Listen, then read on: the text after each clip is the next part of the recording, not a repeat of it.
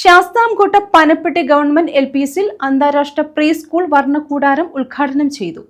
SSK ഫണ്ടിൽ അനുവദിച്ച 10 ലക്ഷം രൂപ വിനിയോഗിച്ചായിരുന്നു നിർമ്മാണം.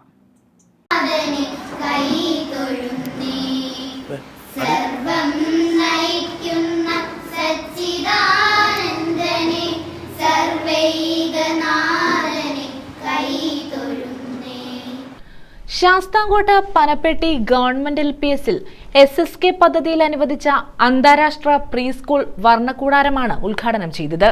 കോവൂർ കുഞ്ഞുമോൻ MLA ഉദ്ഘാടനം നിർവഹിച്ചു.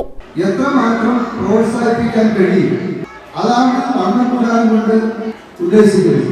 ഏകദേശം 13 ഇടങ്ങൾ ചേർന്നതാണ് ഈ വർണ്ണക്കൂടാരം.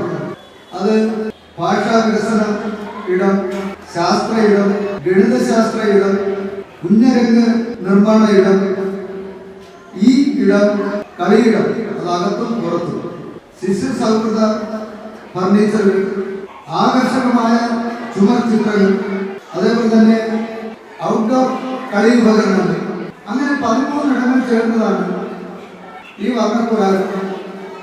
കേരളത്തിലെ സ്കൂളുകളിലെല്ലാം വളരെ നന്നായി നിർമ്മിച്ചിട്ടുണ്ട്.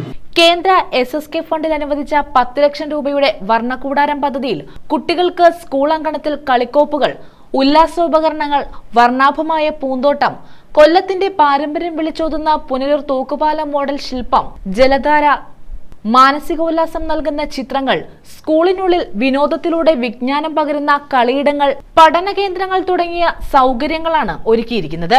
പഞ്ചായത്ത് പ്രസിഡന്റ് ഇസഡ് ആന്റണി അധ്യക്ഷത വഹിച്ചു. SSK DPC GK ഹരികുമാർ പദ്ധതി വിശദീകരിച്ചു.